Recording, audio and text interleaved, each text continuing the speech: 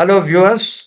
This is the YouTube channel Lex Consilium Foundation, and in the playlist Going Strong, which you are aware, we converse and we bring out very eminent citizens who are above the age of 80, but they are going strong, is doing something for the community, for the humanity, or for the service.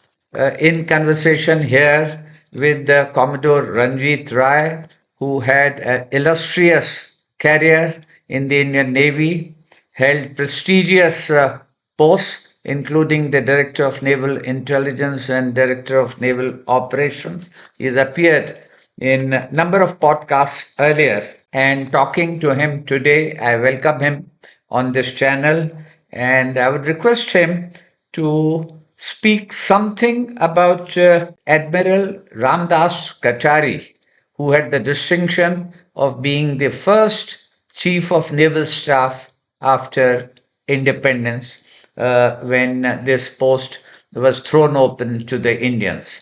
All yours, sir. Thank you, General.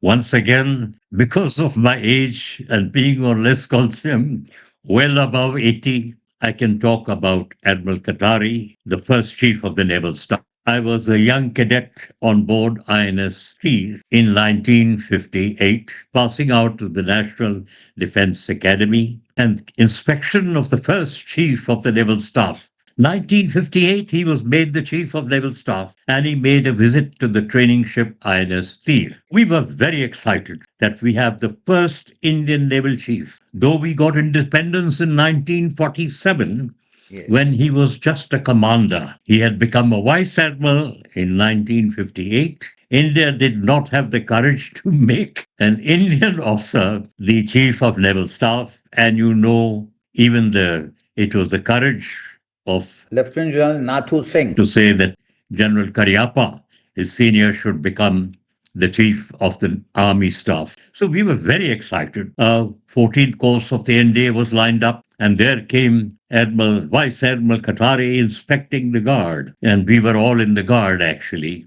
And he came close and he spoke in just British English. That was his style, confidence level, trained in India and abroad. And he came up to Cadet Gill, who used to trim his beard. And he said to Cadet Gill, "How often do you shave?" And he said, "From time to time." He said, "Do it more often." Cadet Gill thought he said, "How often do you shave?" But actually he had asked him, how often do you sail? SAIL.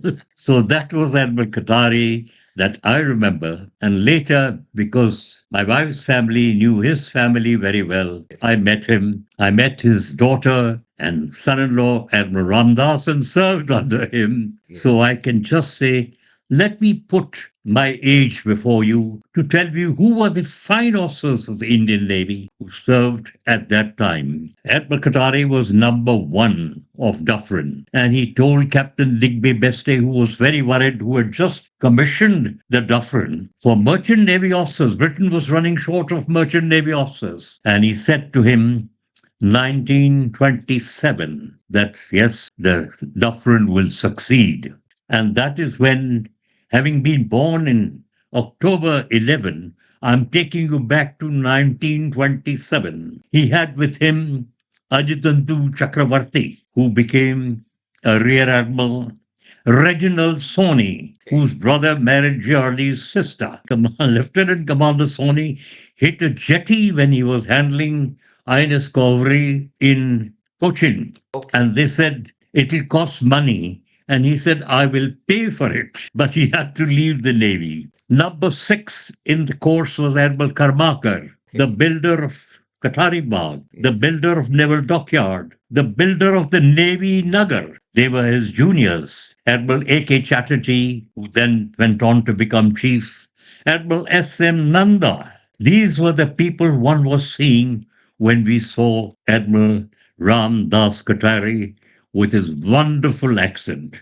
So let me come to his career. Yes. He did number one throughout in the Dufferin. He was the top cadet, but there was no Indian Navy. Yes. So he was put into the river service. the Hooghly Pilot Service. They were known as the Hooghly Tigers. He claims in his book, which he has written, that his salary was Yes. 150 rupees a month. A sailor And a remembers. sailor Yes. remembers. It's a magnificent book to know how the Indian Navy grew. But who reads? We go by video. And I'm so happy I'm speaking to you that at least they will know that he went to the river service.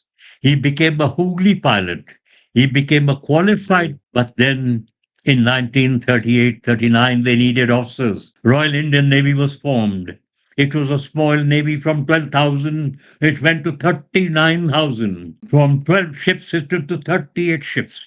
They took part, and Admiral Ramdas Katari actually went to Basra on a small ship. He was Okay. commanding a small ship in Basra. Iraq, in Basra. He commanded a small ship in Calcutta, Chaibasa. But he was basically Hooghly pilot. And therefore, when war broke, he applied, and that is how he got into the Indian Navy as a reserve. But Okay. later, when they calculated service, he got back his service of the Hooghly pilot. So he Was became, he part of the Royal Navy at any time? Royal Indian Navy? yes, not the Royal Navy. Okay. He actually joined the Royal Indian Navy in Okay. the Royal Indian Naval Reserve, converted to the Royal Indian Navy to become the number one. And others like Admiral Karmaka joined the Royal Indian Navy Reserve. But they did not get accepted because they had merchant navy service. Okay. So they lost seniority. Right. Admiral Nanda had government service in the port trust in Karachi.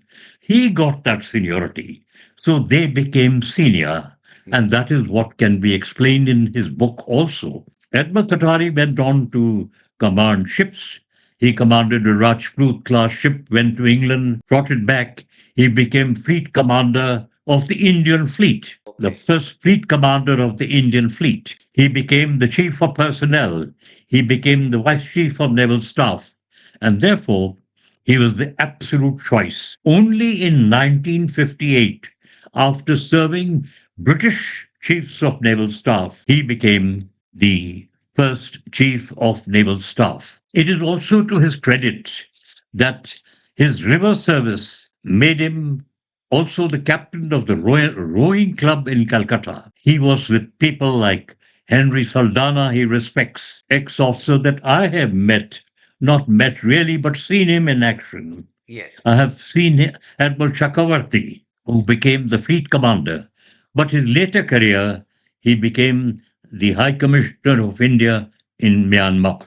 He Myanmar. Yes. saved all the rich Indians, I believe, made their wealth when they had a turnaround in independence to come to India. He contributed a lot to becoming the High Commissioner in Myanmar. But as far as the naval service was concerned, he commanded ships with Elan, a Rajput class ship those days, a Yes. destroyer was a very, very respected ship. His daughter married Admiral Ramdas Okay. when he was a lieutenant, flag lieutenant to Admiral Katari, Yes. who also had an illustrious career and became chief of the naval staff. And I'm very happy to say that I will be the one of the few who would have personally seen Admiral Katari in action as a fleet commander, far away, seen him as a fine destroyer captain, and later on met him after he retired as the High Commissioner of India with great elan Yes. in Burma, contributing a lot to India's Navy, the structure of the Indian Navy, and of course, to the external affairs of India at that time when Pandit Nehru was looking for ambassadors who could show India and the Indian flag at sea and then in Burma. Thanks a lot.